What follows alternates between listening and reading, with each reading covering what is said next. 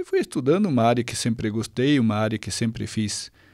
Fazia muito plantão, né? Então, muito plantão em outros hospitais, acompanhava, né? Teve épocas assim que eu fazia, eu lembro de um mês de 30 dias, uma noite pousei em casa, 29 noites em hospitais, entende? Direto, assim. Então, era a minha casa. Minha casa era o hospital, né?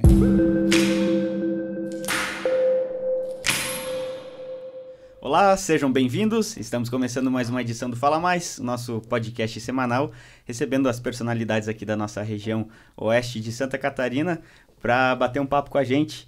E a personalidade de hoje, ela vem um pouco mais além, né? Lá do extremo oeste, na verdade, além da divisa, né? Faz fronteira com o Brasil, né? Só a gente não vai fazer a entrevista em espanhol, né? A gente vai continuar falando em português, até porque ele fala muito bem português, né? Pelo tempo que já está aqui no Brasil, né? Estamos recebendo com muita satisfação aqui a presença do Dr. Pedro Espinosa. Espinosa ou Espinosa? Espinosa. Português, Espinosa. Espinosa. Boa Doutor, tarde a todos. Seja muito bem-vindo. Obrigado pela sua presença. Prazer falar contigo.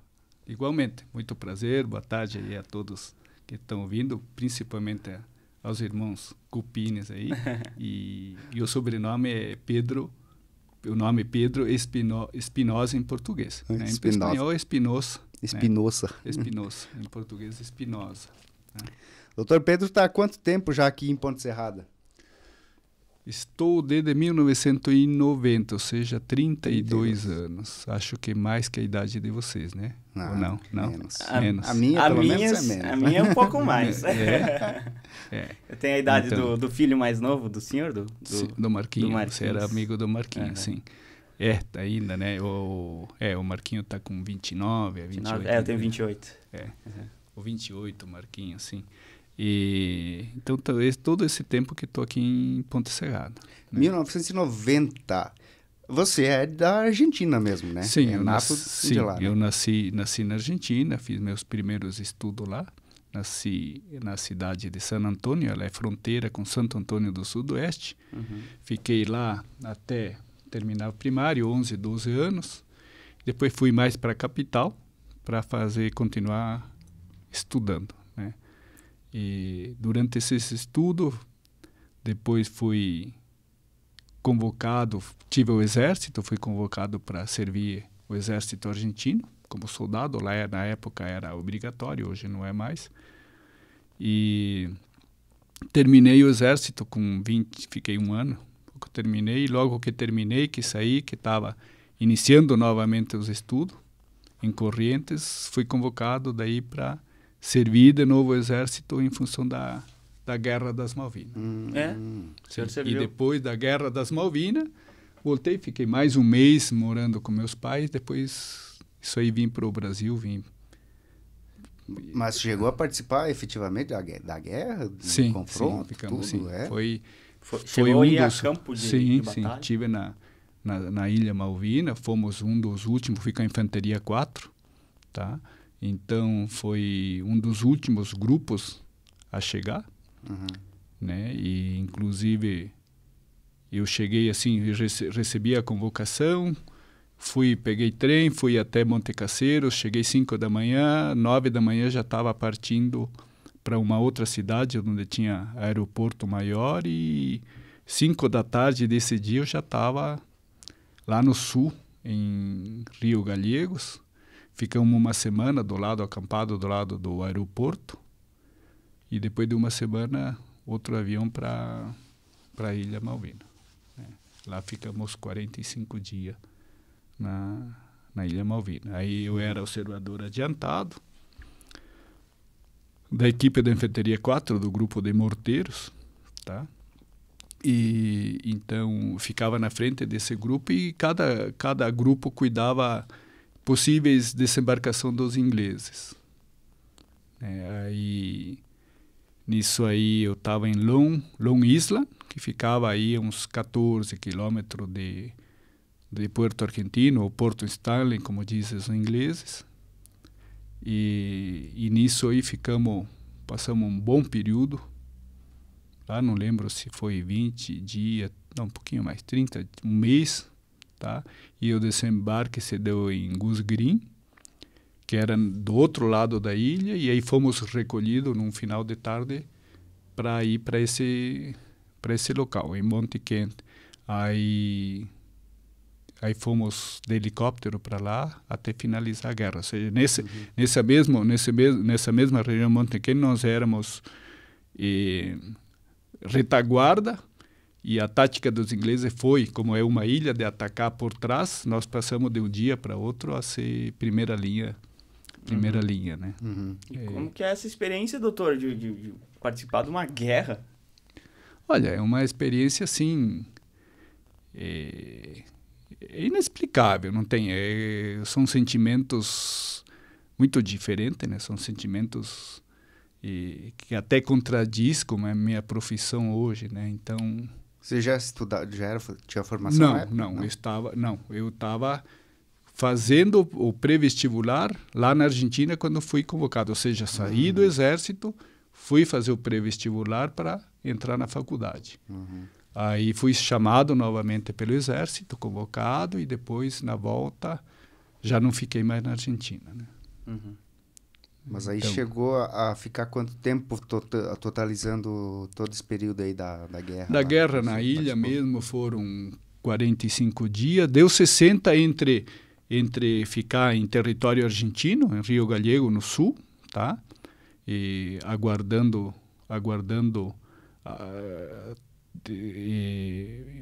tática de guerra dos superiores para ir até a ilha, né? E acabamos ficando em torno aí de uma semana e depois já fomos para a ilha.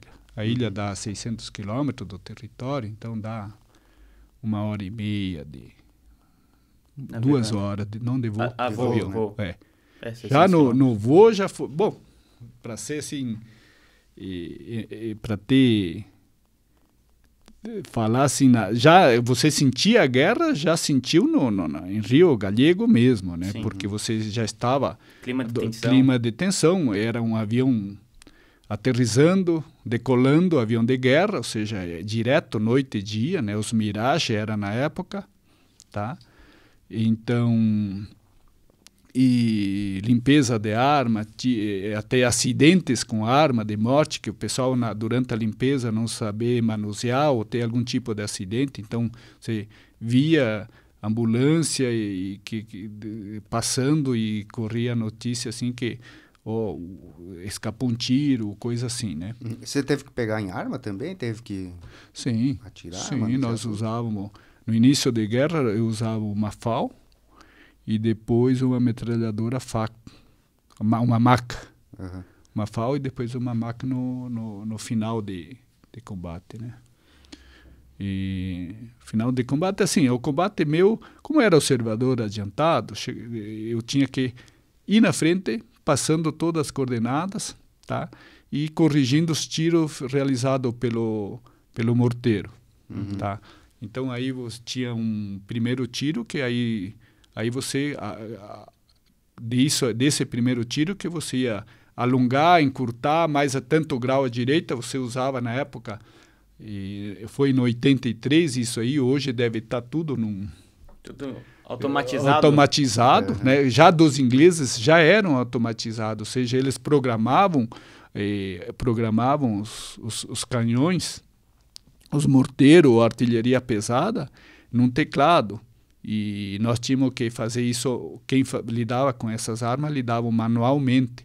No meu caso, eu tinha que fazer o cálculo para o alvo, depois do primeiro tiro. E esse cálculo era feito a caneta, né? Você tinha uma prancheta e você tinha que dar o alongamento, o encurtamento e o ângulo, quantos graus à direita, tá? E você tinha um cálculo para você fazer daquele local. Ou seja, você mais ou menos para...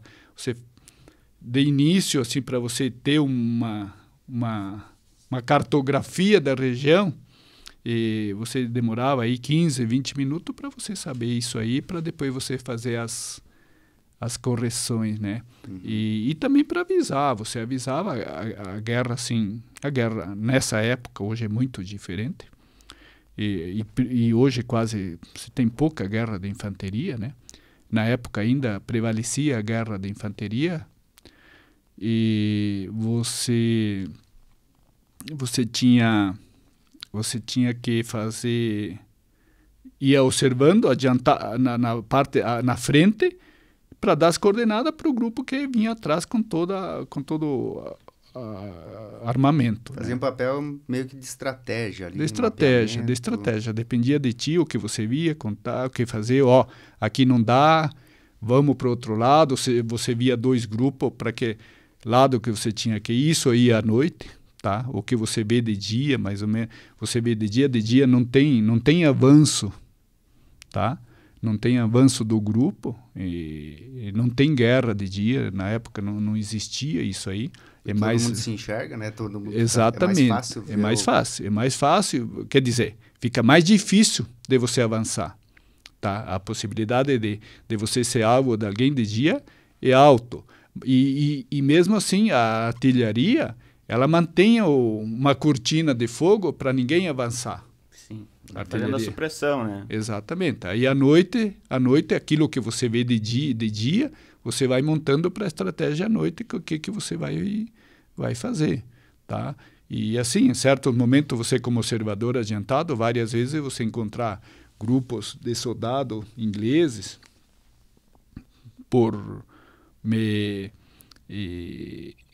assim, perto, e você ter que ficar quieto e não falar nada. Várias oportunidades assim de você pedir até opinião pro capitão ou major, tá? E através, na época, era rádio, a bateria, até, tá? Tipo um PX, né? Que você levava nas costas. Acho que vocês devem ter assistido algum filme que aquele rádio nas costas, tá? Era aquele... Era o método de comunicação. Era o método de comunicação. E também no início, que no final, isso aí com a neve, com a umidade, também esses rádios paravam. Quem não cuidou seu rádio ficava sem comunicação também, né? Então, com isso aí, você comunicava e via se a certo momento se você ia agir ou não agir, tá? Mas você tinha que entender que tua missão não era, você podia agir, ter vantagem nesse momento, mas não era tua função isso aí. Tua função era você fazer toda uma estratégia e uma visão ampla daquele local para a noite os superiores também decidirem, e os que eram os entendidos, que eram, né, os comandos, tá, para resolverem o que ia ser feito, né? Mas assim, resumindo assim, na última noite de combate, né, toda a gente se rendeu. Meu grupo assim éramos 36, nós ficamos 4, 2 observadores adiantados e mais 2 que ficaram feridos. E assim, os últimos 4 dias,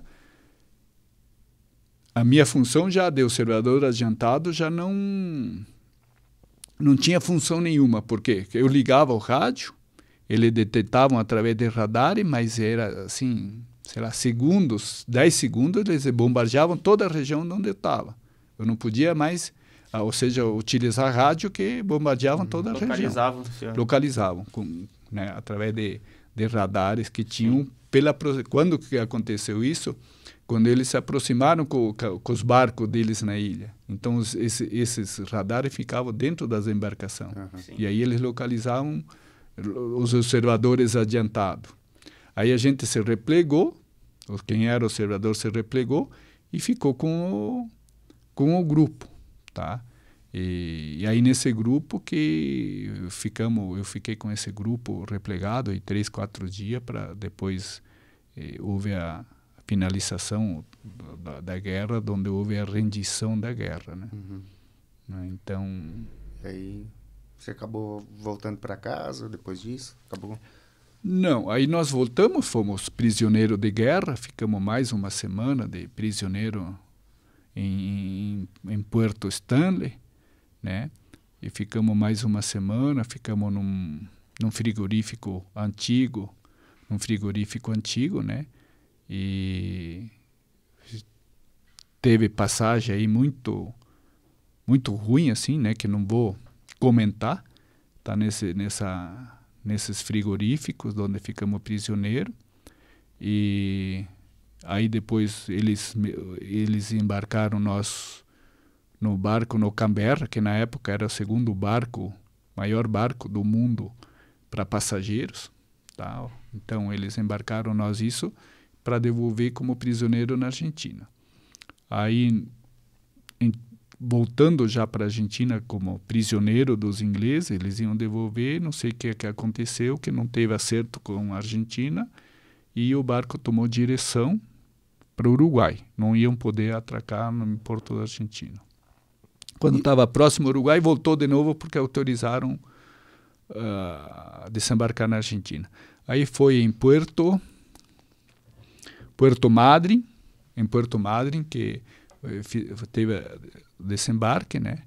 E aí subimos, andamos uns 100 quilômetros até o aeroporto para vir até Buenos Aires, né? Em Buenos Aires ficamos aí, fiquei uns 20 dias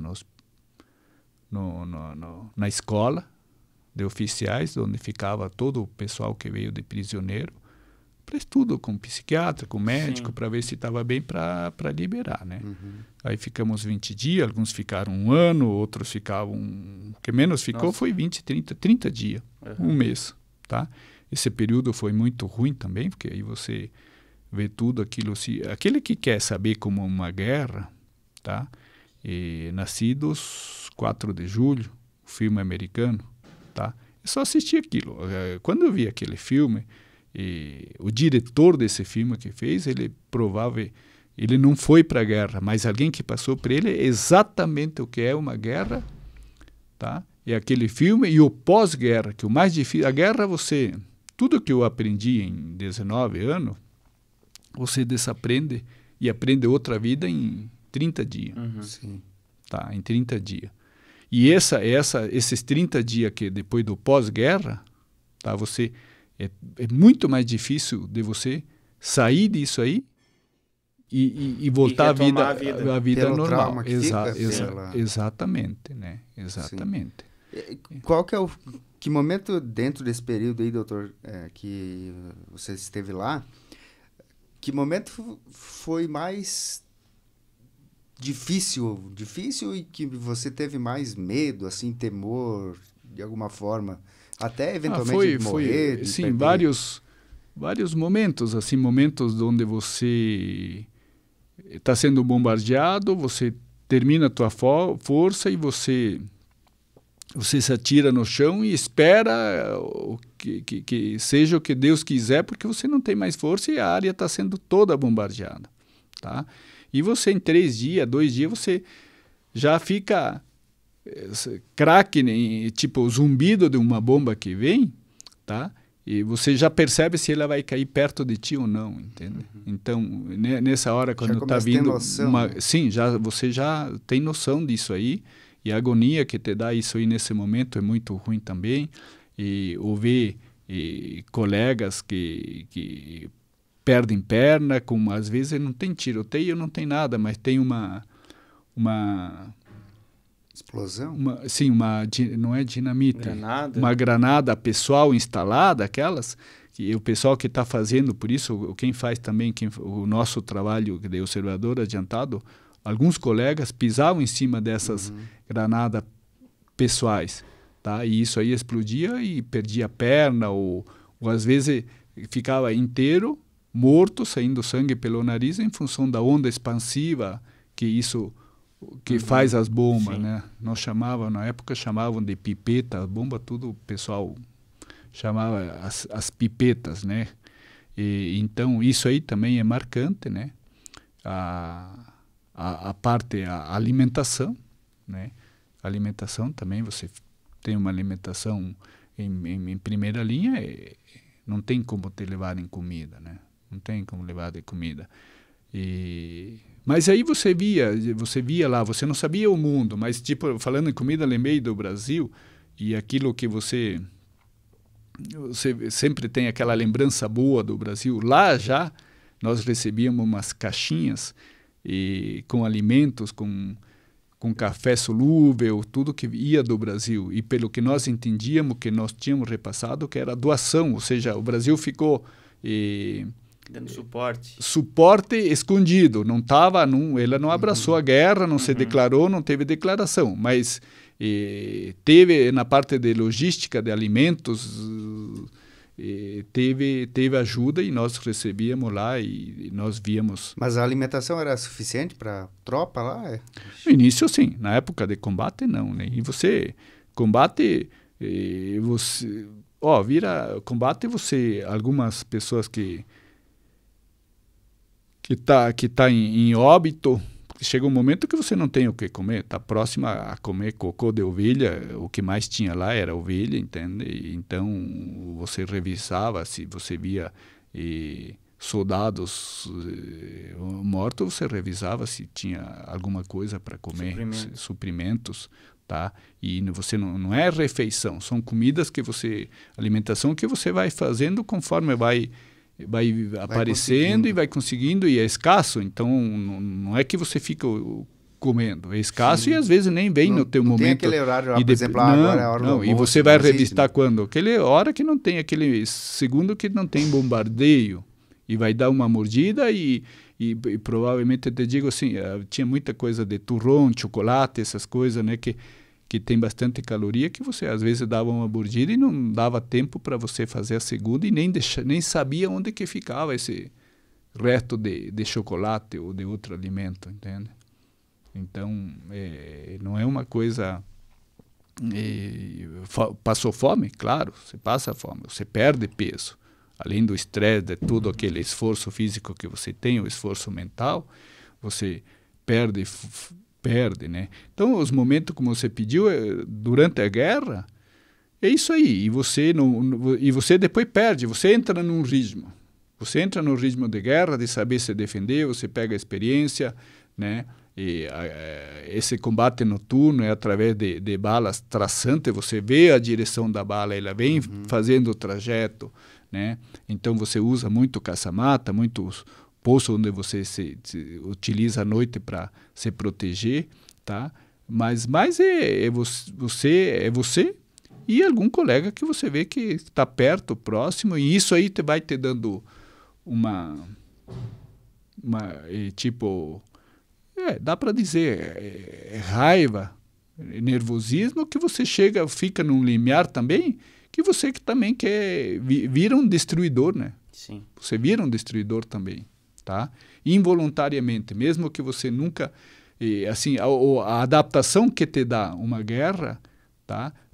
Pela sobrevivência, você também fica... É instintivo, né? Eu acho. Sim, sim. Por mais bondosa que, de repente, a pessoa seja, sim, ela acaba... Sim, ela acaba para sobrevivência, tá? Sobrevivência, e outro de tudo aquilo que vê você... Né? Você vê, aí você pensa, poxa, mas numa comunidade do Rio de Janeiro, esses tiros, que isso aí, se um de nós for morar lá, 30 dias, provavelmente que esteja adaptado a essa situação. É um instinto de sobrevivência. De sobrevivência, e lá você quando não tem outras oportunidades, tá? Você sobrevive, depois que acostuma, vira normal. Sim, né? Natural. Mas é assim... E é muito triste. Eu jamais achei que nessa época ainda ia existir uma guerra tipo Rússia e Ucrânia, entende? Entende? E hoje você vê o que você vê lá com civil junto, né? Lá não tinha civil, éramos militares contra militares, né? E voltando nessa Long Isla onde eu estive, tinha uma casa de um Kelpers. Kelpers é aquele nativo da ilha, inglês nativo. E então o tenente me pediu para cuidar muito dessa casa, porque existia comentário de que esse senhor estava passando informação para a artilharia naval dos ingleses, né?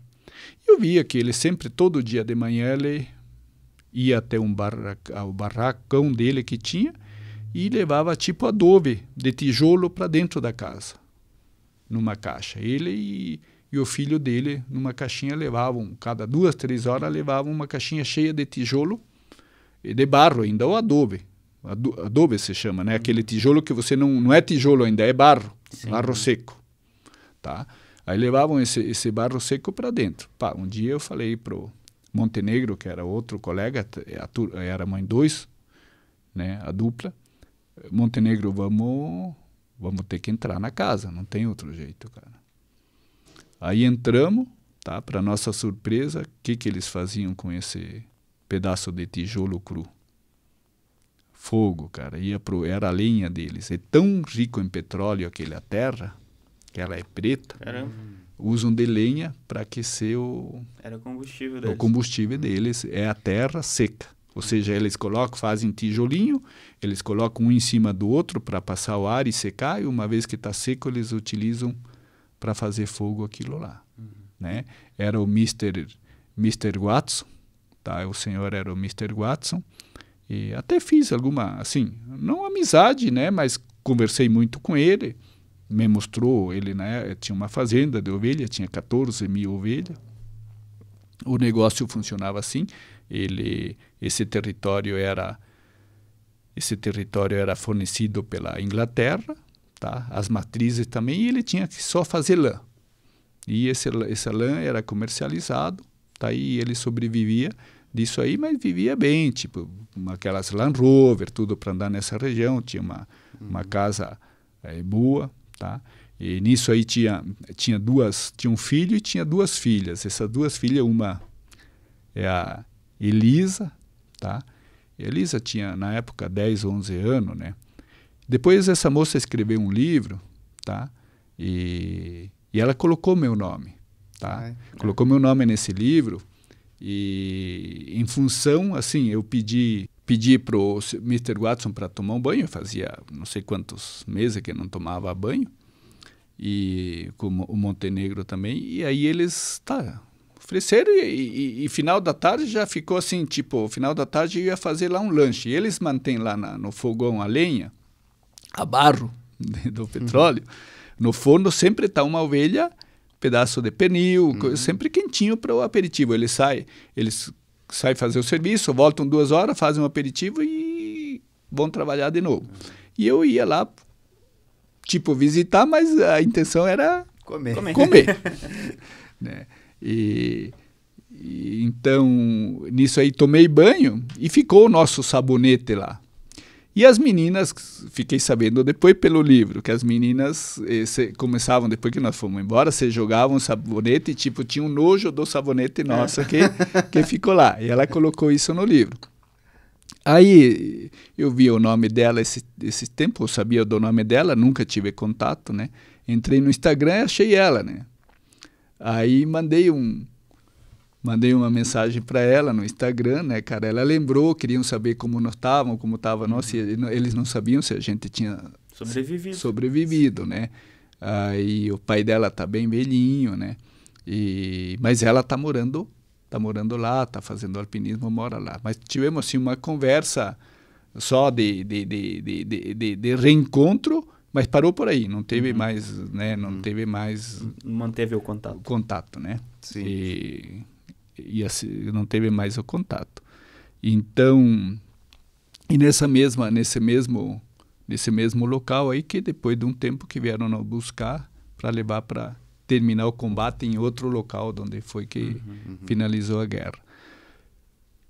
Outra coisa triste assim, eu acho, como você convive na guerra, você aprende sobrevivência, e depois o pós-guerra, o pior da guerra é o pós-guerra, né? É depois que tu volta dela. Você não se enturma, você não encontra, você não entende, dificuldade de entender o mundo, né? Você volta, e aí você volta, e você, enquanto você estava dando a tua vida, estava teu time de futebol, por isso, às vezes também, isso que nós estávamos falando de assistir ou não, teu time de futebol estava lá na Espanha, e o povo inteiro assistindo futebol, tá? Então, esse tipo de coisa, nós, na época, adolescente, né?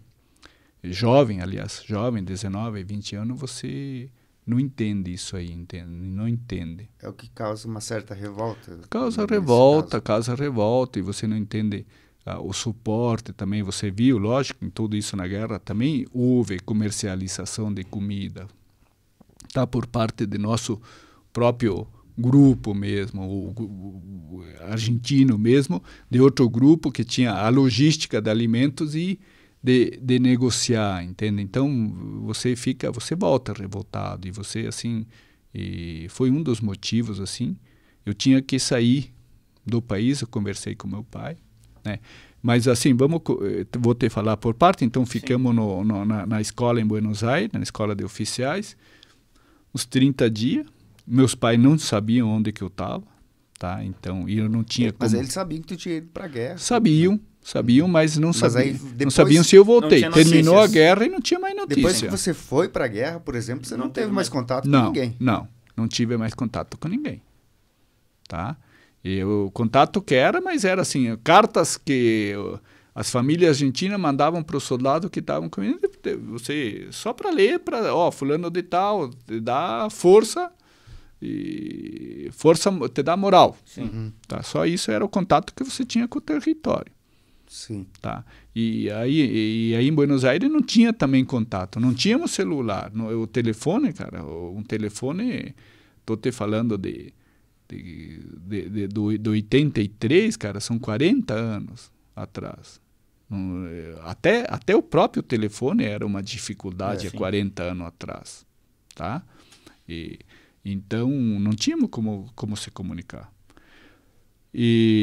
Mas assim, aí você vê o que sobra da guerra, né? Você vê o pessoal, a pessoa que vai num canto lá do pavilhão se abaixar e querer preparar sua refeição, entende? Ele não saiu ainda daquela situação de combate, né? E à noite, gritos à noite, né? Você via isso aí, ruídos, tá? Um ruído de carro, assim, você caminhando na esquina, chega um carro do pessoal se esconder atrás de árvore, achando que, né? E fica aquela desconfiança, né? Isso chegava a acontecer contigo também? Ou são exemplos? Não são exemplos de outro, mas assim, até a época, depois, quando eu já fazia medicina, com o tempo você vai perdendo, mas tipo, fechar a porta, uma porta que bate, no CDL, sim. Eu nunca sento de costa para uma porta. Tá, são coisas que ficam, né? Você sabe, porque na reunião do CDL eu vou para o outro lado. Nunca fica de costas. Não. Né? Então vem da guerra, vem isso aí, termo reflexo, proteção de você, de proteção, de se proteger, né? Né? E muito ruído, assim, o tipo, à noite, quando estudava medicina, morava em República, eram 2 por quarto, de eu chegar à noite, abrir a porta e eu levar aquele susto de chegar a levantar, entende? Né? Então, mas... Os instintos ficam apurados, fico nisso aí, exatamente. Sentido, né? Aí, e também depois, tipo de arma, eu sempre fugi de arma, desde aquela época, sempre fugi de arma, né? E eu tive na Argentina e sempre fui condecorado. Não posso me queixar assim de nada. O que a Argentina faz pro veterano de guerra é impressionante o tratamento, né, que tem. Se hoje você está viajando lá e você não acha lugar no hotel, vai lá pro regimento, você tem teu lugar lá, né, cara? Né? Qualquer dificuldade que você tenha. Cada 2, 3 anos tem que ir para o Exército em Buenos Aires fazer consulta médica. Tá? Eles dão suporte até hoje. Dão suporte até hoje. A premiação agora, eu postei esse dia no Instagram as 2 medalhas, tá, que veio esse ano pelos 40 anos, 2 medalhas de guerra, e tem uma outra para mim buscar ainda, tá? Então, é um suporte assim. Tem o reconhecimento. Tem o reconhecimento. O veterano lá tem o reconhecimento do Estado, né, do Exército. E eu, todo 2 de abril, que foi o início da guerra, que o argentino desembarcou lá e deu início à guerra, que tomou as Malvinas, e tem a comemoração. Tá?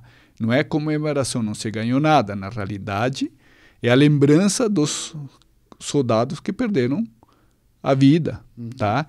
E também é o agradecimento de quem está vivo e participou.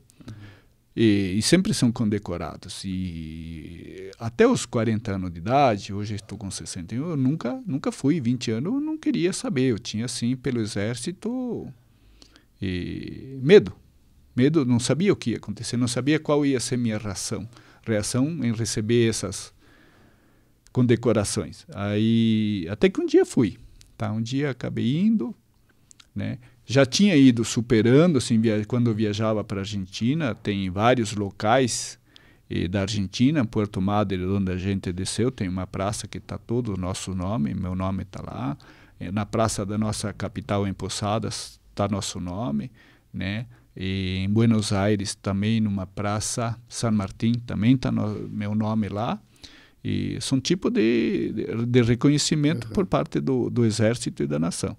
E aí quando eu vi esse nome, aí fui perdendo nome na praça, aí fui para a primeira condecoração, muito assim aflito, nervoso,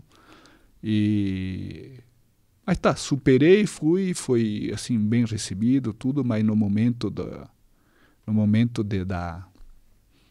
marcha, da apresentação, tudo que a gente teve que desfilar, assim, tive muita emoção. Me deu uma crise de choro, muita emoção. Porque lembra, né? Passa um filme na cabeça, né, doutor? Então Verdade, é bem complicado. Sim. É um filme que não apaga, né, cara? Sim, porque na guerra ali perdeu-se provavelmente amigos, pessoas próximas e de qualquer forma pessoas, né? Seres humanos. Pessoas, né? E você sabe, você tem um motivo, você sabia que tinha outro meio e você sabe que toda guerra tem uma manipulação política nela. Sim. Tá? E quem sofre, quem vai é o soldado, não são as pessoas que tomam decisões. É linha de frente, né? Linha de frente. Quem promove, instiga a guerra, geralmente, é o que mais está protegido, né? Exatamente. Então foi assim uma coisa. Depois comecei a ir mais seguido, tá? Mas sempre recebi por e-mail essa semana, de novo, toda para preencher eles, tá? A família, nome de filho, esposa, se tem plano de saúde, essas coisas, eles sempre estão com cadastro assim, atualizado, sempre, cada 2 anos atualizam o cadastro, tudo, né? Então, você tem um apoio, assim, né? E o mínimo, né? Porque tem muitas pessoas, eu quando fui, a última vez passei onde estava o grupo de ex-combatiente, que eles têm não é um sindicato, mas é um grupo, tá, que trabalha em pró dos ex-combatentes, né? Assim, eles não estão... Você vê que algumas pessoas ainda não estão bem, né? Estão longe. Você entende? Estão longe, você vê que mentalmente, fisicamente pode estar bem. E fora os que ficaram com suas mutilações, sem braços, sem perna, né? Várias. Sim, perda física mesmo, mas também a mental você... Só um clínico para diagnosticar. Tem mental que você está do teu lado e você não percebe, né? Mas eu acho difícil alguém ir para uma guerra e não ficar com algum tipo de trauma. Você tem que ter muito equilíbrio. Claro que eu estudar medicina, isso me ajudou muito a superar, né? E às vezes o mal te faz amadurecer muito antes também, tá? E hoje, assim, você tem que pegar de todas as coisas que acontecem na tua vida, tá? Pegar também o lado... se eu não tivesse ido na guerra, tá? Que seria? Cara, eu estou muito feliz, estou num país que eu gosto, tenho uma família excelente para mim, pode ser que não ia ter essa família, tudo, ou seja, depende em função daquilo. Sim. Tive uma resposta, fiz uma carreira de medicina que eu gosto, então teve... a recompensa, tá? A recompensa. E também você sabe que é bíblico, né? Tudo depois do ruim, da tempestade vem o sol e depois do sol vem uma tempestade. Então sempre isso aí é normal. E o que você tem quando vem a tempestade? Você tem o equilíbrio, tá? O equilíbrio para todos nós, um equilíbrio diário para você poder ir resolvendo, e não são problemas, são causas que você tem que resolver. Isso é a nossa vida, não são problemas. Se você levar são problemas, você sabe que você vai ter um desequilíbrio e que vai ter que, às vezes, ir procurar algum medicamento, algum profissional para fazer isso. Mas se você tem essa consciência e está preparado de você ter um equilíbrio para você resolver as causas, te ajuda muito no teu dia a dia e você de ser uma pessoa feliz, né? A sua reintrodução na sociedade, então, como é que ela Foi muito difícil, Jefferson, foi muito difícil. E assim, aí eu voltei, tá? Voltei até a Infantaria 4, onde eu servi, e desfilei lá, tivemos que fazer a marcha, um desfile de marcha para os coronéis, tá? Para minha surpresa, eu desfilei com armamento tudo novo, FAL 0 km, e eu fui com uma arma lá de um FAL que acho que era da Segunda Guerra Mundial, tá? Então que travava a ferrugem, problema de umidade, tá? E eu até antes... Quando precisava, não tinha. Ou seja, cara, quando você vai fazer uma guerra, assim, tomara que nunca exista, mas não faça economia. Você tem que ganhar ela. Você não pode fazer economia, né, cara? Né? Principalmente na parte logística, né? E aí, eu até estava pensando antes que nós íamos desfilar sem arma, que nossa arma ficou lá, todas. Sim. Inclusive, foram soldados sem armas pela política do exército, que naquele avião entra 150 e tem que ir 150, entende? Tem que ter esse número de soldado, e mesmo se foram pessoas sem arma, porque no momento não tinha. Não tinha arma para todos. Para todos. Tá? E aí nós voltamos, e aí eu desfilei com uma FAL nova, bonita. Tá? E levei aquele FAL que quando servi o exército de nosso treino, entende? Que deve ter feito meu pai e meu avô deve ter utilizado no treinamento também, né? E foi liberado, aí consegui falar com minha família, daí consegui falar, aí me deram passagem um trem até Posadas, que é a capital do estado que eu moro. Aí em Posadas consegui contato com minha família. Sua família na época, doutor? Seu pai, sua mãe, tinha irmão também? Sim, já tinha uma irmã e um irmão. Tá? Depois, mais tarde, veio uma irmã, né? A última. Tá? E então aí que em Posadas comuniquei, e no outro dia já cheguei em casa, né? E cheguei em casa, assim, esse é o pós-guerra, né? As entrevistas, né, cara? Você tem que contar, cara. Você chega numa cidade onde você foi o único que foi para uma guerra, todo mundo ficou torcendo por ti e tem o direito querer te cumprimentar, querer conversar e querer que você explique. Sim, curiosidade, né? Exatamente. E todos os amigos, era uma janta aqui, uma janta lá, e eu não estava preparado para isso que estou fazendo aqui agora, para contar a história. Era muito recente, eu ainda não estava preparado para isso aí. Inclusive, minha família, meu pai me mostravam todos os jornais do que eles acompanhavam e como que foi as notícias na época. Você estava na guerra, não sabia como foi que aconteceu, sabia aquele espaço meu. Sim. Não tinha a noção global da guerra. Na guerra, os motivos, que foi um avião lá que eu não sabia. Sabia meu espaço aí. Sim. E ele tinha o interesse de me mostrar, conversar, dialogar, e era normal, só que eu não estava bem.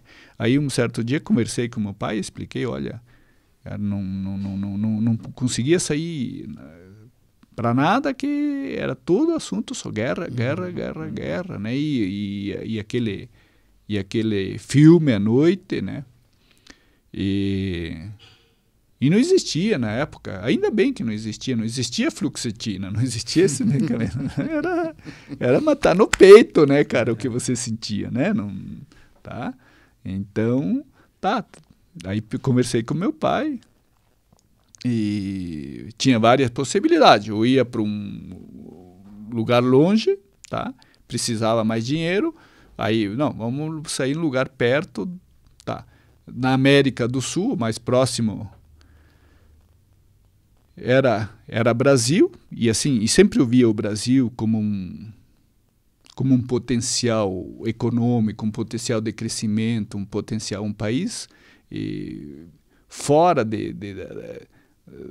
fora do que era a realidade nos outros países. Apesar que nessa época, 40 anos atrás, tá, o Brasil, tecnologicamente, ainda estava muito atrasado comparando com a Argentina, mas você via que aqui, você via na fronteira um lado, você via a riqueza no agronegócio do que é um lado, e até hoje você pode ver do que é o agronegócio de um lado do brasileiro e do lado argentino, do lado paraguaio, de qualquer fronteira, o do Brasil dá de 100 a 0.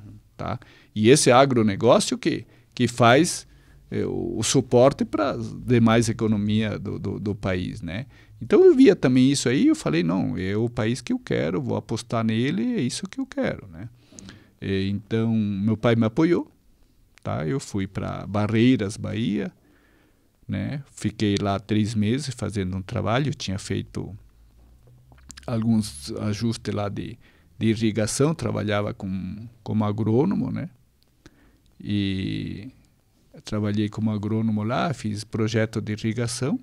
E nisso aí conheci um deputado, tá?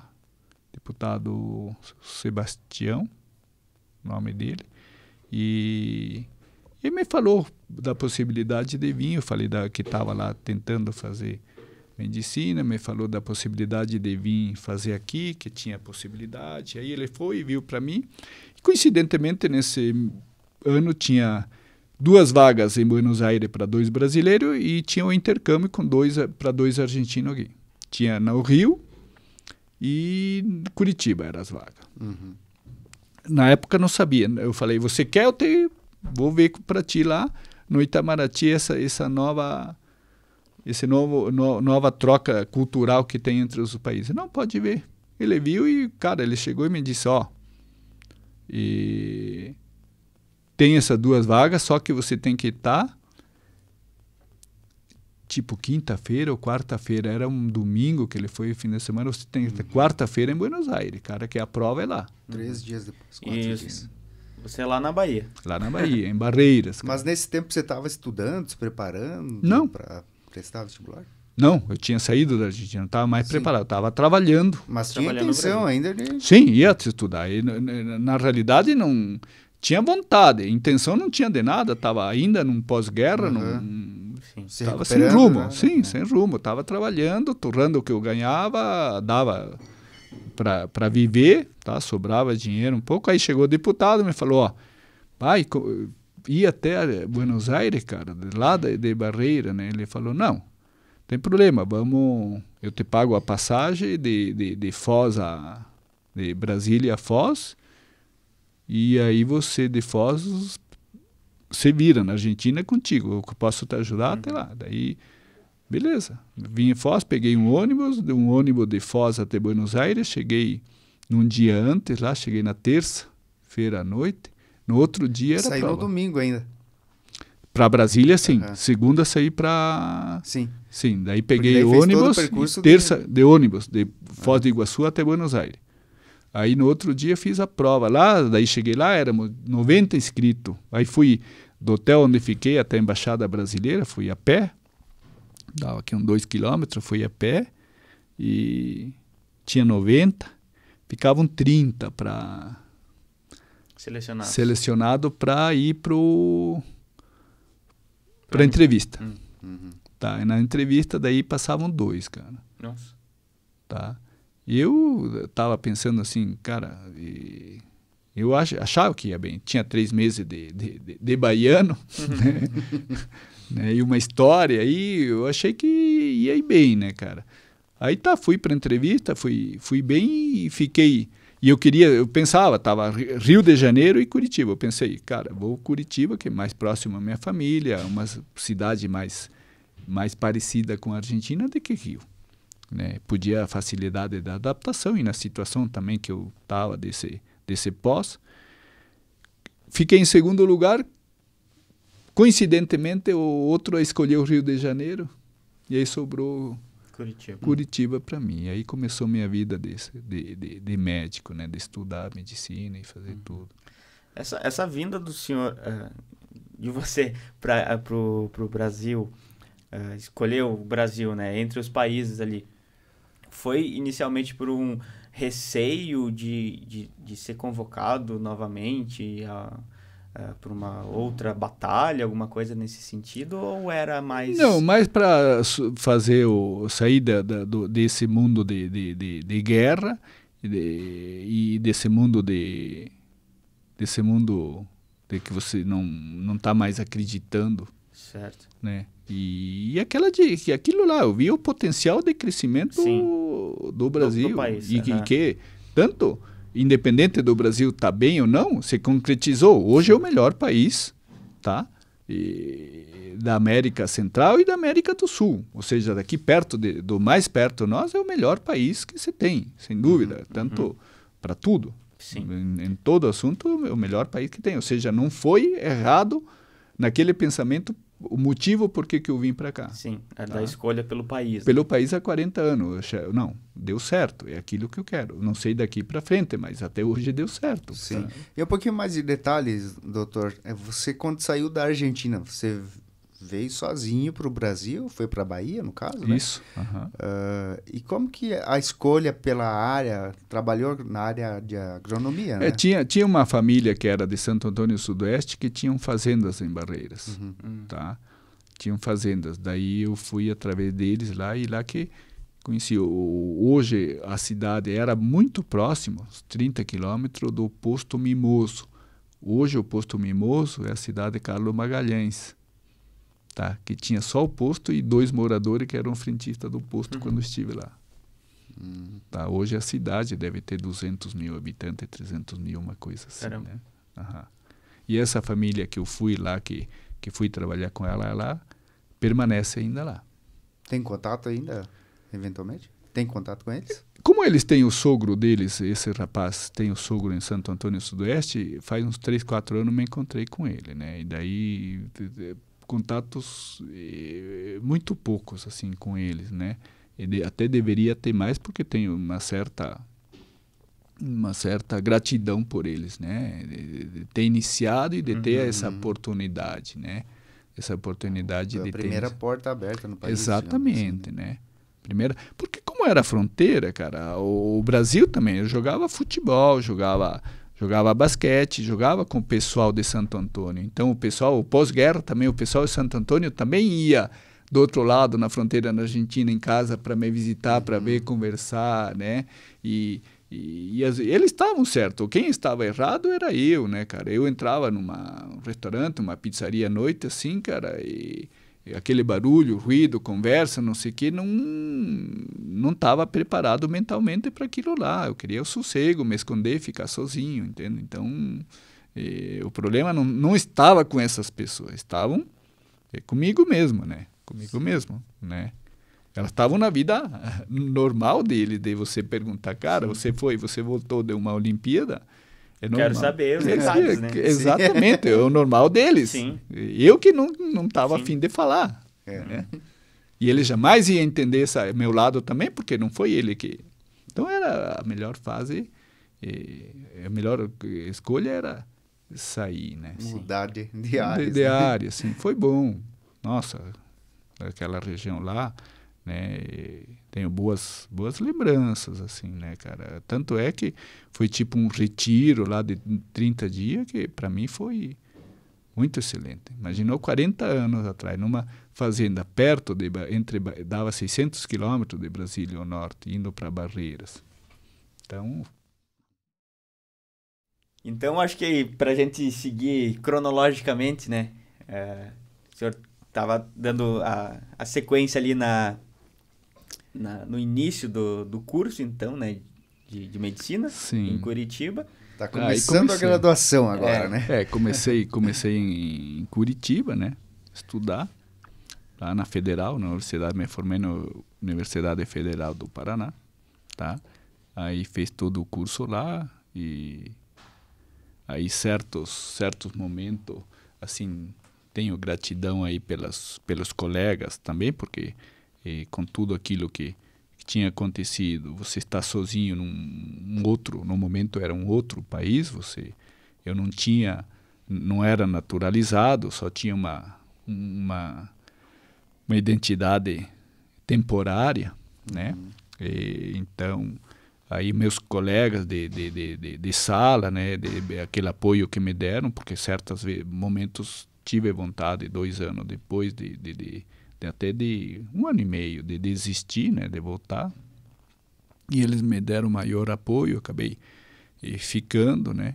E fui estudando uma área que sempre gostei, uma área que sempre fazia muito plantão, né? Então, muito plantão em outros hospitais, acompanhava, né? Teve épocas assim que eu fazia, eu lembro de um mês de 30 dias, uma noite posei em casa, 29 noites em hospitais, entende? Direto, assim. Então, era a minha casa. Minha casa era o hospital, né? E tanto era que, assim, de tanta confiança que tinha com os colegas, tudo que acompanhava, os médicos e o que me ensinavam, antigamente nós podíamos trabalhar muito mais à beira do leito e muito mais com os pacientes. Não tinha a legislação que tem hoje que proíbe, você tem que estar diplomado, né? Para invasão no paciente, para cirurgias, e na época não, na época eu no 4º ano já estava operando, estava fazendo anestesia, então sim, então tinha aquele apoio dos profissionais também, tá? Dos professores, aliás, professores, né? E sempre me dediquei, né? Tive uma bolsa de estudo pela Universidade Federal do Paraná para ir para a Espanha, pela nota que tive em cirurgia geral. E não acabei depois desistindo dessa bolsa, né? E aí acompanhei todo o meu período do 2º ano até o último ano, sempre acompanhei cirurgia e cirurgia plástica. E essa bolsa era para cirurgia plástica na Espanha, em Barcelona, né? Na clínica Jaime Planas, uma clínica, na época, clínica famosa da Europa lá e aqui no Brasil do Ivo Pitangui, né? Famoso, Pitangui. Exatamente, né? Hoje ainda tem a clínica dele, né? Ele é falecido, né? E nesse tempo, me formei, tinha esse período de meio ano de vago e estava por Curitiba aí, né? Como que acontece as coisas, né? E gratidão também por vir para Ponte Serrada, conheci nós chamávamos de Tony, mas é Antônio Baggio, filho do Lindo Baggio, tá? Que também tem uma gratidão pela família Baggio, em função assim, de me abrir um espaço e me convidarem, tá? Eu vim para 3 meses para ficar aqui no município, né? E depois tinha para essa bolsa de estudo. Aí nesses 3 meses aí teve aquela identificação com o local, com a região, né? E com a região e com as pessoas daqui, com as pessoas com quem eu convivia, e essa coisa assim de você tá jogando futebol, o paciente ia de carro lá, te buscava, você vinha no hospital, te atendia e ele te levava de novo lá para você continuar a peladinha de futebol, né? Então isso você não via em grandes centros. Em grandes centros. Então isso aí e aquela necessidade, aquela carência dos pacientes que você tinha na época. Eu fazia todo o posto do interior e atendíamos Passo Maia, tinha Indomel, e aí você vê tanta carência e de repente, para a época, você pensar numa cirurgia plástica e você vê qual ia ser tua participação como médico, qual que era a importância disso aí, o que era importante, e prevaleceu esse tipo de atendimento. E nisso aí também conheci a minha esposa, né? E então foram os fatores assim que eu desisti. Minha família que estava em Santo Antônio, são 300 quilômetros daqui, um aniversário, eu ia almoçar com minha mãe à noite, eu estava aí. Perto. Exatamente. Então teve vários fatores e não foi assim, não é na época, e até hoje tem o meu pensamento, lógico, podia ser financeiramente, muito melhor eu ter feito cirurgia plástica. Mas você tem que procurar a serventia como ser humano e aquilo que te faz bem como pessoa. Né? E foi isso que eu fiquei, não me arrependo. E a região, apostei outra vez. Eu apostei para vir no Brasil, apostei em Ponte Serrada, e não só em Ponte Serrada, na região. Hoje você vê essa região do oeste catarinense, é uma aposta que você vê. E você hoje vê, ela não perde. E nós estamos na Europa brasileira, oeste catarinense. Tá? E tantos em produtividade, em cultura, tá? Em pessoas e em paisagem. Sim. Porque a paisagem aqui é muito bonita. É só você andar pelo interior e você vê esses campos, ver a mata junto às araucárias do lado e o trigo, e ver a época soja, ver o gado, o leiteiro, a parte de suinocultura. Nós estamos muito bem, né?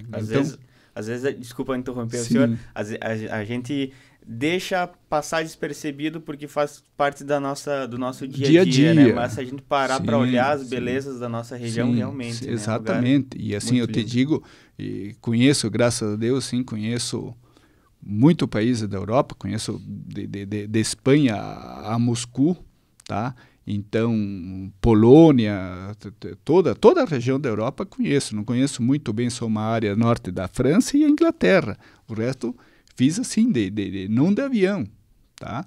Então, foi terrestre mesmo. Então, conheço muito bem. Então, posso dizer, olha, não tem, se você quer, não tem aqui, o Brasil, o oeste aqui é muito bonito, em riqueza natural, em produção, em tudo. Nós estamos, graças a Deus, estamos bem, tá?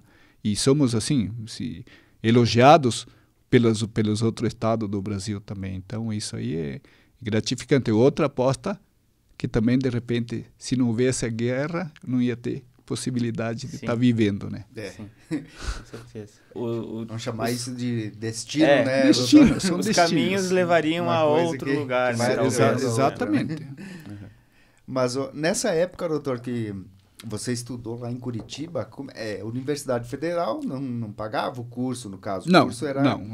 Mas como é que era? O brasileiro que foi no meu lugar para lá, não pagava lá, eu não pagava aqui, só que tínhamos que pagar nosso despesa pessoal, nosso custo. Exatamente. Morar, se alimentar, como é que era os recursos? Você trabalhava nessa época? Não, meu pai pagava. Meu pai, sim. Meu pai foi militar aposentado, foi prefeito na cidade, né? Então ele não foi uma classe média como normal. Tá? Às vezes tinha as condições necessárias para auxiliar o senhor, entre aspas, condições, às vezes atrasava 10 dias a mesada, entende? Mas levando os tombos como uma classe média de funcionário público policial. Às vezes atrasava 10 dias e você tinha que dar um jeito de entrar em contato para... cara, esqueceu, eu estou aqui, tenho que pagar a refeição. Que não faltava, mas também não tinha abundância. Não tinha sobrava, abundância, né? Exatamente, né? Exatamente. E o curso lá, quantos anos foram? 6 anos. 6 anos, aí eu fiz mais um ano de cirurgia, o preparatório para cirurgia plástica, né? Você tem que ter um ano de cirurgia geral, tá? Hoje é diferente, hoje são 2 anos de geral e mais 2 anos de plástica. Antigamente era 1. Tá? Mas você não se diplomava como médico cirurgião geral. Você só tinha que comprovar que você fez. Tá? Hoje você tem que ser diplomado em médico cirurgião geral para depois ir para a especialização, né? Exatamente.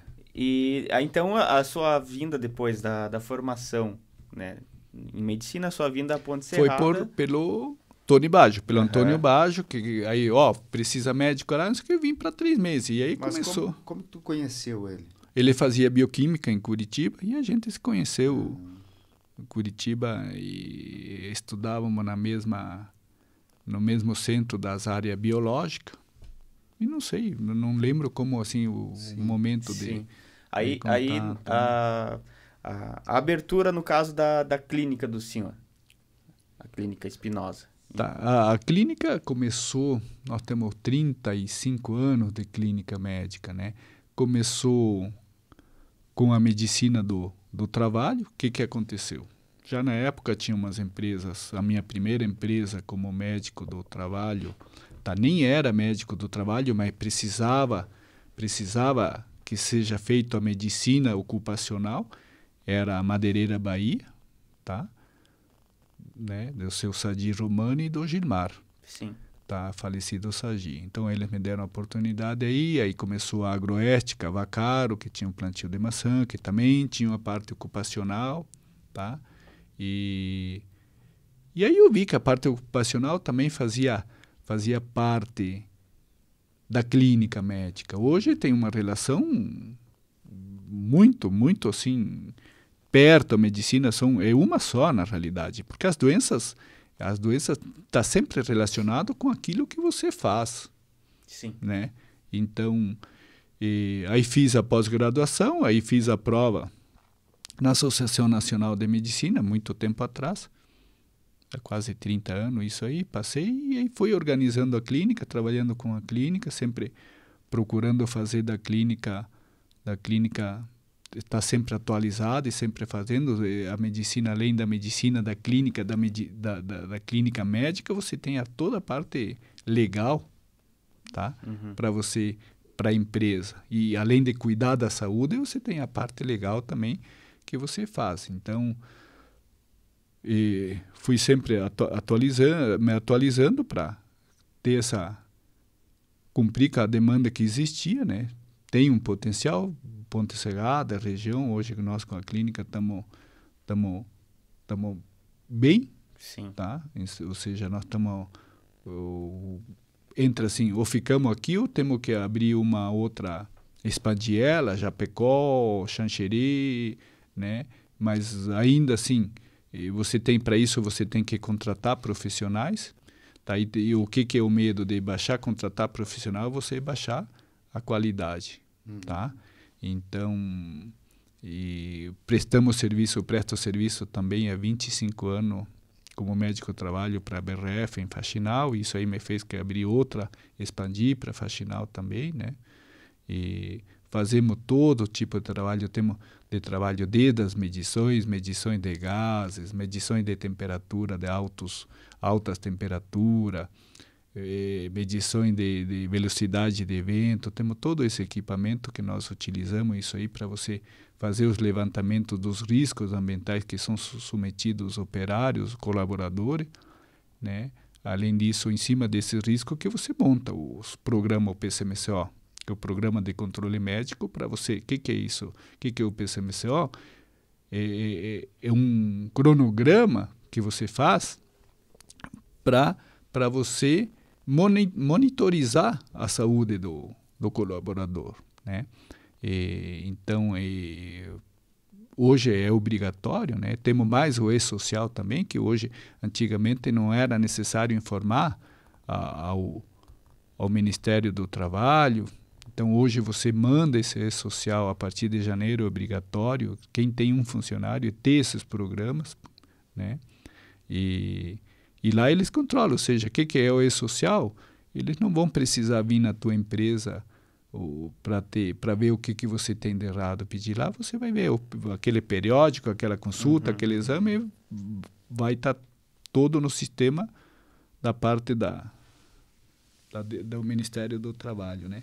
Então, assim, estamos tranquilos. Veio o Pedrinho Somar, o Pedrinho entrou, está nos ajudando na medicina do trabalho também, e contratamos uma empresa de Florianópolis para nos ajudar a organizar a clínica, tá? E por que nós organizar na estrutura logística interna dela. Nós estamos assim pensando, gestão mesmo, né? Hoje ela está com toda a gestão. O próximo passo é procurar nos certificar, tá? Certificar a clínica com uma ISO, tá? E claro que precisa. Veja bem, nós estamos com uma empresa que estão trabalhando com qualidade. Nós temos celulose, temos BRF, temos Adame e outras empresas, próprias empresas que exportam aqui de Ponte Serrada, elas também têm que estar. Você tem que ter escrito o processo. Às vezes me liga uma empresa de São Paulo que você presta serviço, que vai fazer serviço para celulose. Ela te liga e ela te pergunta: você tem alguma certificação? Por que essa certificação ela quer saber? Por exemplo, o Pedro Espinosa, às 5 da manhã, dá uma crise de cólica renal. E eles marcaram 10 funcionários esse dia. Lá naquela certificação, vai estar lá no PO, no processo de operação, vai estar que, na falta do Pedro, vai estar o Pedrinho, vai estar o Jefferson, vai estar o Cupini fazendo. Não vai ter aquele problema de ter que desmarcar. Sim. Tá? Então, é imprevisto. Isso aí é parte mínima de uma certificação. Então, eles perguntam isso aí. E você, para se manter e manter atualizado e manter manter no tempo, você tem que fazer isso aí, e isso aí motiva, te dá motivação. Você vai atrás disso, se você não vai atrás desse tipo de ferramentas, chega um momento que qualquer trabalho desse motivo você para. E esse tipo de coisa que te motiva a você não saber com que idade você está, de você fazer as coisas. Sim.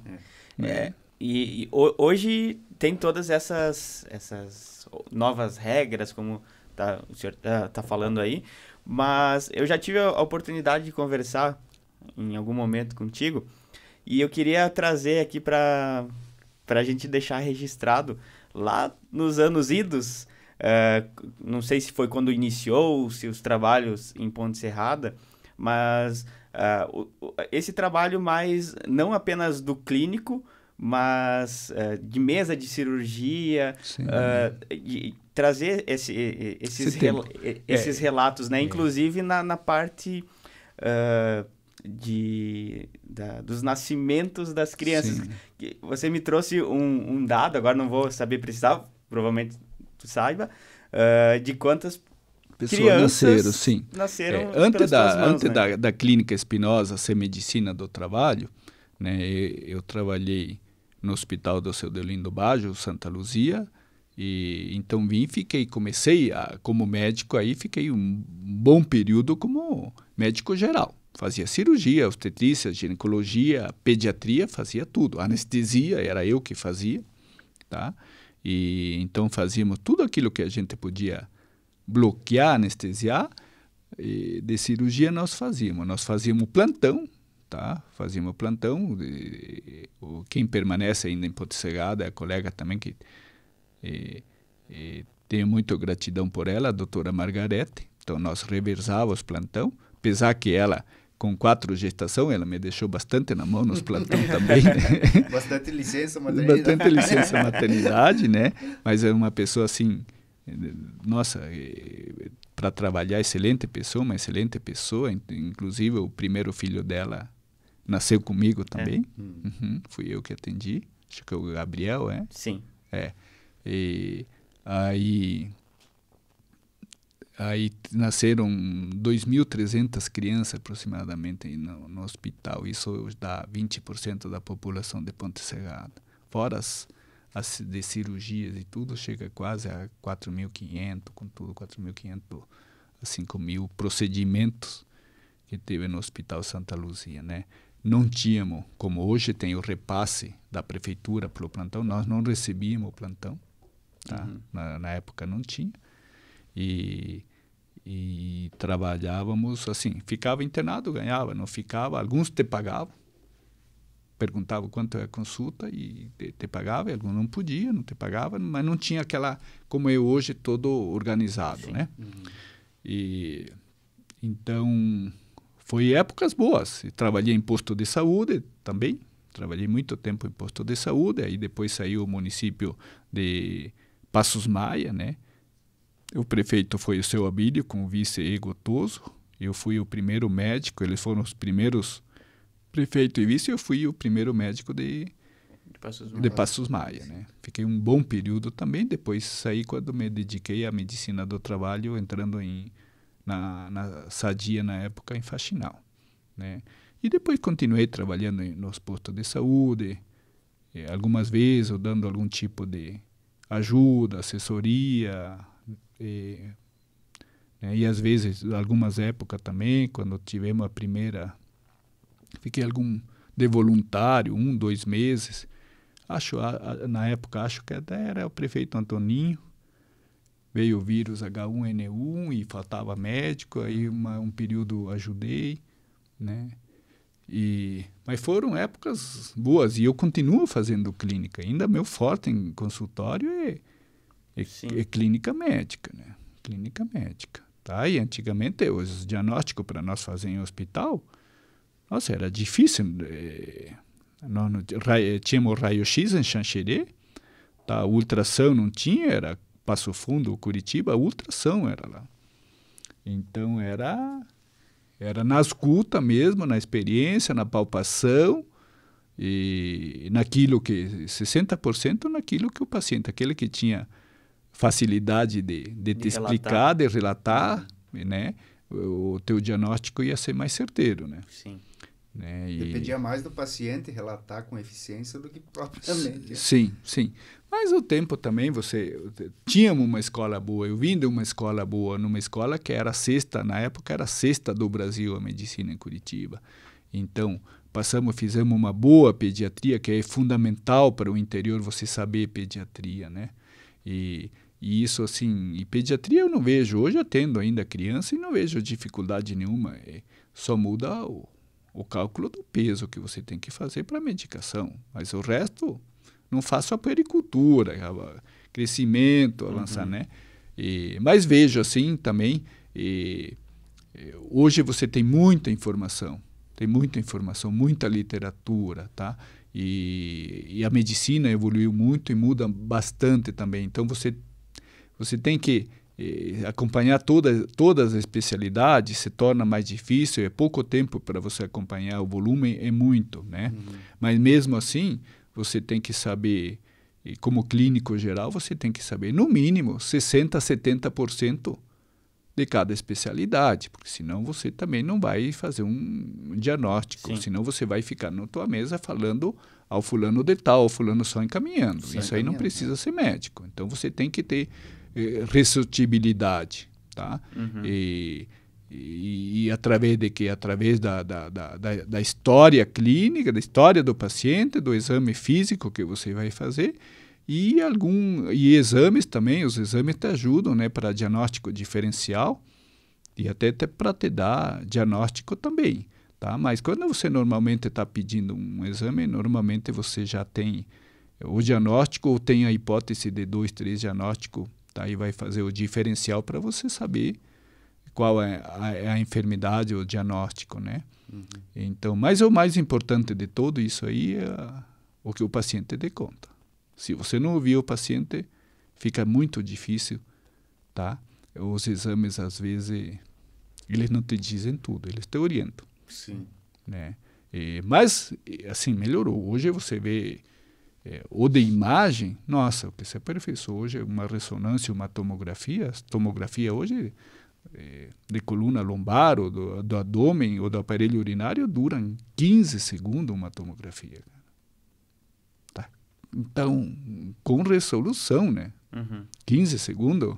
Até falei, estava vendo na minha imagem, estava vendo fazer, quando chegou esse tomógrafo, falei para o profissional lá, falei, Laudair, deixa um pouquinho mais, porque o cara vai achar que eu não fiz, você não fez nada, cara.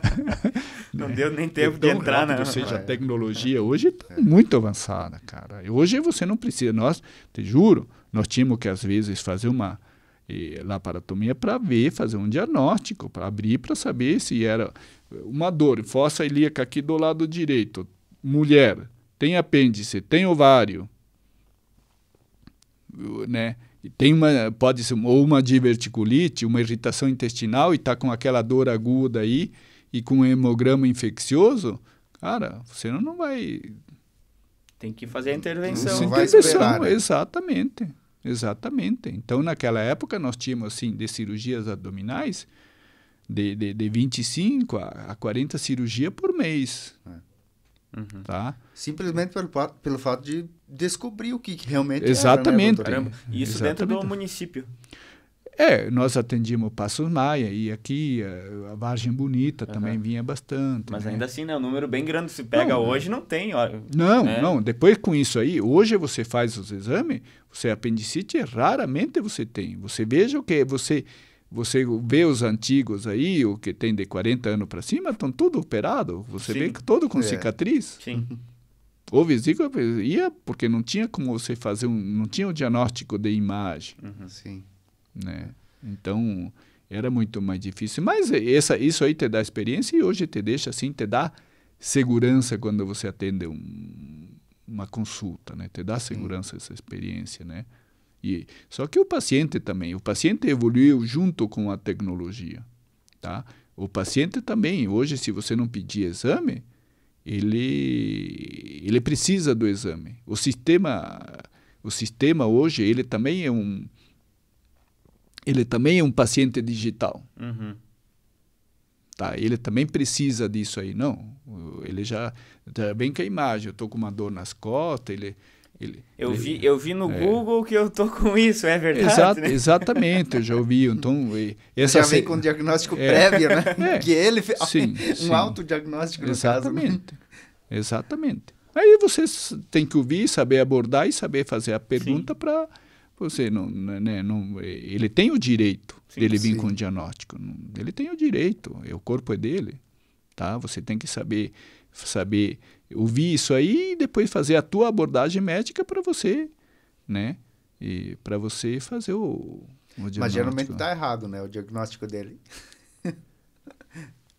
E às vezes o nosso também. Então, acontece, né? Seres humanos, né? Ser humano, né? Mas, doutor, você falou da evolução, né? Dos aparelhos, a evolução tecnológica em si, mas a evolução dos estudos da própria medicina, né? Que a gente sabe que evolui assim... de uma semana para outra, evolui muito rápido. Exatamente. E como que se acompanha toda essa evolução, todo esse processo? O que não muda é a fisiopatologia, tá? Ou seja, a fisiologia como funciona e a patologia das anomalias como que está acontecendo, tá? Então você pode ter alguma alteração e às vezes tem diagnóstico para 4 diagnóstico diferencial. E aí essa tecnologia vai te ajudar a você saber o quanto antes, né? E aí te ajuda. Eu ainda sou do médico um pouquinho mais antigo. Acompanho, estudo, mas peço os exames, tudo. Mas você tem que estudar todo dia. O médico que para, ele não consegue acompanhar, entende? Então, para você estar é estudo mesmo. É você estudar e estar atualizado, estar conversando e fazer parte de associações das especialidades e estudar. Simples. Apareceu o Covid. Todo médico estudou Covid, tá?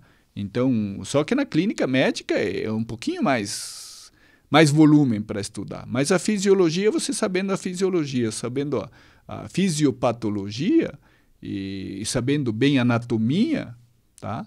Você consegue fazer um diagnóstico, A tecnologia, às vezes você sabe que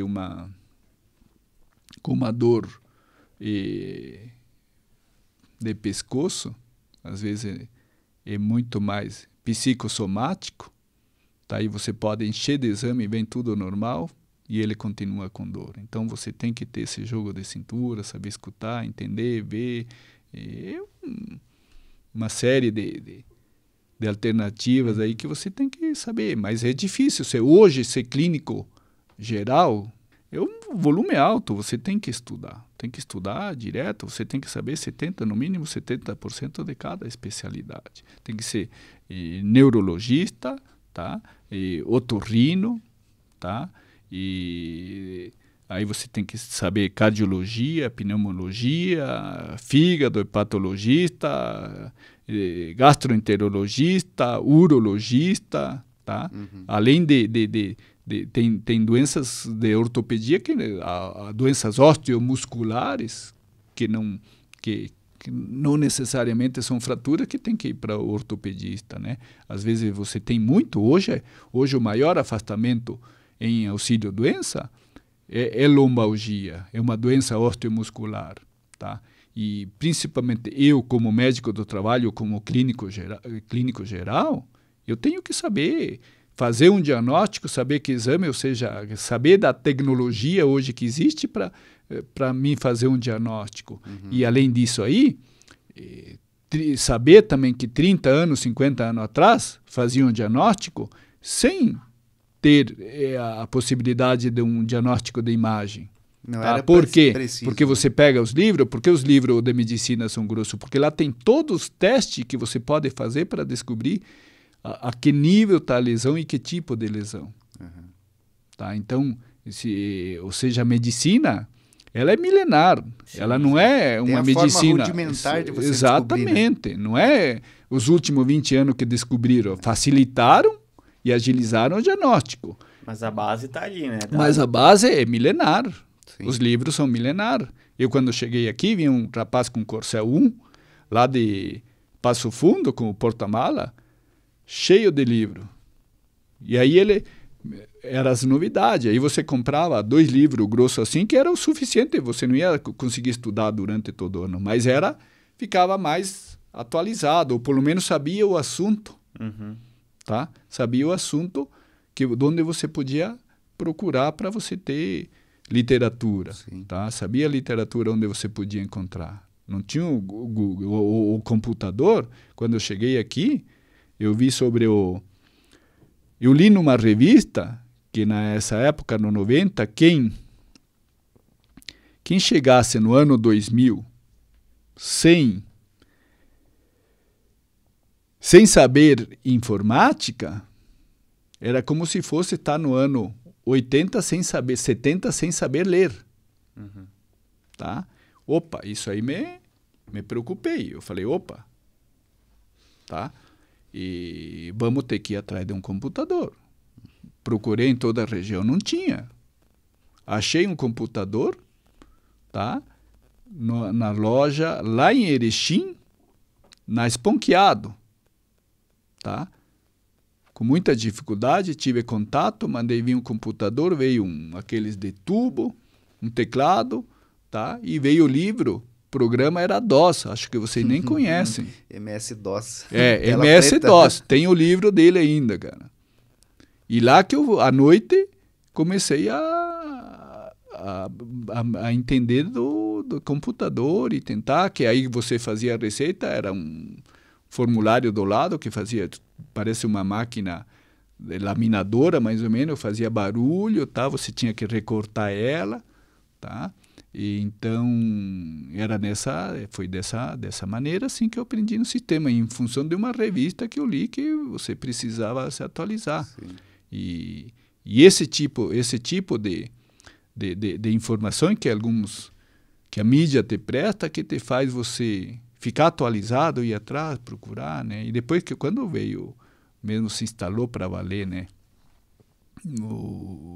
Os Google e toda a informática em si, né, cara? A informática em si, nossa. Você já estava ali há tempos, né? Já tinha noção, assim, né? Tinha noção, porque tinha outra coisa, mas tinha noção, ou seja, e tinha noção. E hoje para você trabalhar também, você tem, aí você deixa a internet aberta também, né? Você tem que saber que hoje você não precisa comprar livros, mas você precisa saber onde que está. Na época quando eu tinha, na época que tinha o DOS, cara, eu me inscrevi, tá? Na biblioteca que ficava na América Central, acho que era no México ou no Panamá. Não, ficava nos Estados Unidos, mas era uma biblioteca latino-americana, tá?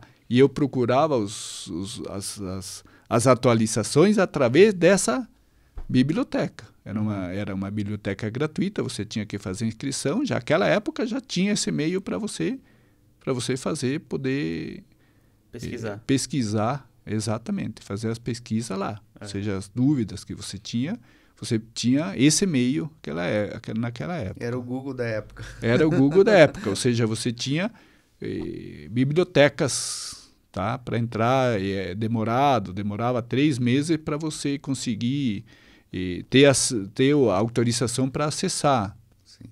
Né? E até hoje existe essa biblioteca. Todos os trabalhos de profissionais que fazem trabalhos experimentais ou não, ou de conclusão, acabam indo para essa biblioteca. Só material científico, no caso, né? Material científico. Sim. Material científico, isso aí. Né? Então, são coisas assim que foram acontecendo com o tempo e que de boas lembranças, né? Boas lembranças. Mas e em tudo, não é só na medicina, né? Que está assim, com volume.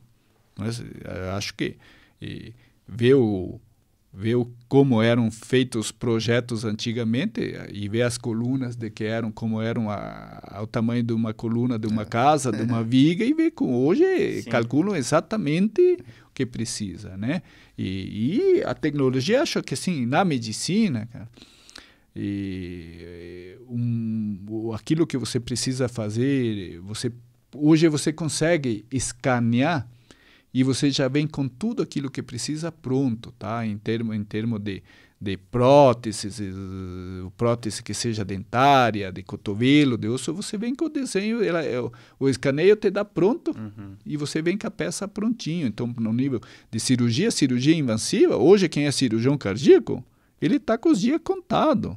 Cirurgião cardíaco está com o dia contado. Hoje não vai, tá? Porque vai ser tudo por pequenas cirurgias, cara, que nós chamamos as videocirurgias, tá? Que não vai ter aquela necessidade de transplante cardíaco. Tá?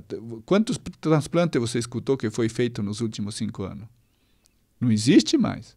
Tá? Por quê? Porque estão chegando um diagnóstico antes e estão fazendo a correção, estão fazendo até correção intrauterina de lábio leporino. Tá? Tudo por vídeo. Então, mudou, né? Sim. Mudou. Não vai precisar abrir o paciente, digamos assim. Né? Não. Vídeo é aquele corte pequenininho. Hoje as vesículas... Só para entrar a sonda ali. Entrar a sonda e fazer tudo através de vídeo, né? Você otimiza, né? Em todas as áreas. Sim. Nós temos hoje, tipo, o doutor Odair, ortopedista que atende na Clínica Espinosa, que vem no sábado, tá? Gerou seu catapanda aqui do prédio. Tá? Ele está fazendo por vídeo a cirurgia de ombro a partir desse ano aí, tá? Eu tenho acompanhado, conversado com ele, né? Doutor Telesca em Japecó, cirurgia de coluna de hérnia através de vídeo, um cortezinho assim, ou seja, o trauma é bem menor.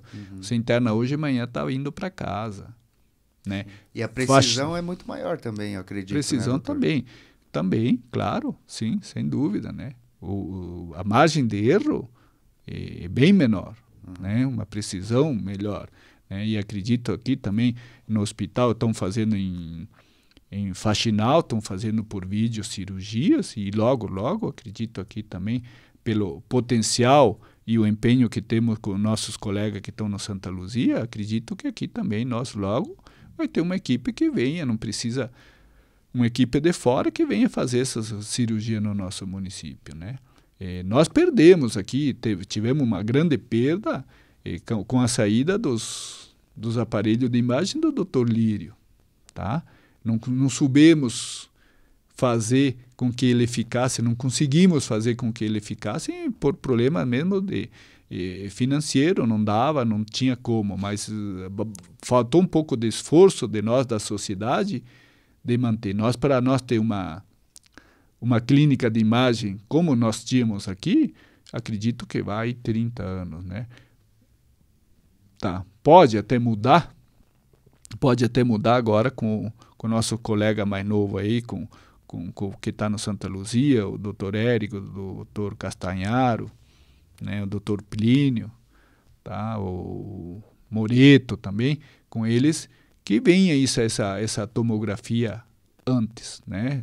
Algumas vezes nós conversamos já com o Décio, com o doutor Décio, provavelmente que venha. Isso aí é importante para nós, né? Temos um raio-x no município, esse raio-x é digitalizado. O que é isso aí? Um raio-x moderno, um raio-x que tem alta resolutibilidade, que nós quase que não precisamos de laudo de radiologista, nós conseguimos ver tá? Identificar se tem algum tipo de alteração. Está atendendo aqui, né? No Varjão já é digitálico também, o raio-x digital, então nós evoluímos muito, ou seja, aquilo que nós falamos, nós estamos com este potencial também na saúde. Sim. Né? Também na saúde, tá? Isso aí nos dá mais segurança, né? E nós em Ponte Serrada, no município, evoluímos muito, nós não sabíamos, 10 anos atrás, nós não sabíamos se desmaiava onde levar. Hoje nós temos um ponto de referência. Sim. Evoluiu, né? Evoluiu bastante, né? E evoluiu bastante também.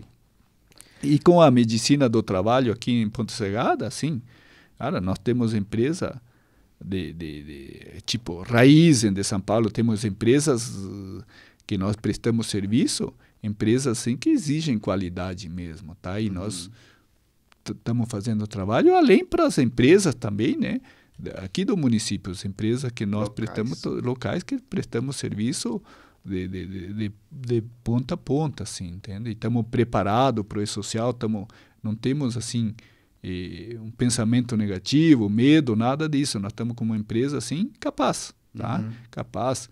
E temos todas as informações. Quando sai no Diário Oficial, eu estou recebendo todas as mudanças, recebo tudo no mesmo dia, estou recebendo as mudanças legais que tem dentro da segurança e da medicina do trabalho. Estamos com uma equipe aqui de Ponte Serrada, a equipe daqui mesmo. Alguns até foram trainee da nossa clínica, tá? Que é técnico de segurança, tá? E engenheiro com a Heloísa, que é daqui. Nós estamos com uma equipe na clínica de Ponte Serrada e faço questão disso aí, tá? E que sejam daqui da cidade, tá? Isso não merece. Quem deixa a nossa cidade, quem dá conteúdo na nossa cidade, tá? São vocês, os Cupini, novo, que ficaram, de Gregório, meus filhos, o doutor Plínio, doutora Heloísa, irmã do Plínio, Plínio advogado, Guerra advogado, e assim, enfim, os outros formados que estão aqui engenheiro. É isso que dá o conteúdo na cidade. Se o jovem não fica na cidade, que vale você ter uma paralela asfaltada? Tá? Exato. O que faz Ponte Serrada são vocês. São as pessoas. São né? as pessoas, Sim, mas principalmente o jovem que acreditou e ficou. Se você vê, que dão uma sim, você tem os filhos do Raul, tá? Que estão aqui. Quantos engenheiros que nós temos que estão aqui? O Matheus, o Vitor, o Giovanni, um monte de engenheiros que ficaram, acreditaram na cidade. Esse que dá para Ponte Serrada a sustentação, o alicerce, né?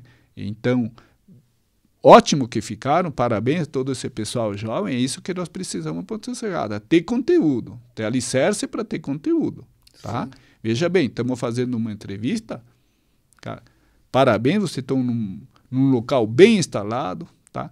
Além disso, o estilo profissional de vocês é 10, entende, cara? É muito bom, é bacana. Obrigado. Então, é isso aí que dá estrutura para uma cidade, né? Então, vale a pena apostar em Ponte Serrada, acreditar no nosso município, né? Sim, que bom ouvir palavras assim, né? De motivação, né? Para que tanto a gente quanto os outros que estão ouvindo, né, acompanhando a conversa, também sintam-se motivados para dar esse tipo de sequência, né? Gerações à frente, né? Exatamente. Isso aí. Só nos resta agradecer, né? A presença eu que do agradeço, doutor aí. Eu que agradeço. Essas aí foi histórias. Uma satisfação, é bom, é quase que uma terapia, né? Quase que uma terapia você... E ficou muito assunto para trás ainda, né? Que a gente dúvida. terá uma próxima oportunidade para abordar. Certeza. Todas as pessoas que estão vindo aqui no podcast, eu digo a mesma coisa, que a gente vai falar futuramente sobre outras coisas e a gente vai fazer o convite novamente para muitas pessoas que estiveram aqui. O senhor você é uma delas, né, doutor? Porque Obrigado. Tem as histórias para compartilhar e tem também novas histórias para a gente contar, né? Formar opinião, né? Trazer os nossos pontos de vista em algumas situações, né? Então, a ideia do Fala Mais é justamente essa. A gente convida as pessoas para virem aqui contar um pouco da sua história e que essas histórias elas vão se juntando num grande quebra-cabeça, né? Exatamente. Então, a gente agradece, doutor, pela sua presença. Muito obrigado. Eu que fico grato também de participar desse bate-papo, dessa terapia aí. Show. Então, pessoal, a gente agradeceu já ao Dr. Pedro e também agradece vocês por terem ficado aqui com a gente e acompanhando esse bate-papo. Curtam o vídeo, se inscrevam no canal do Fala Mais no YouTube e com certeza, né? A gente sempre reitera no final, acho que temos que colocar isso também no começo dos vídeos.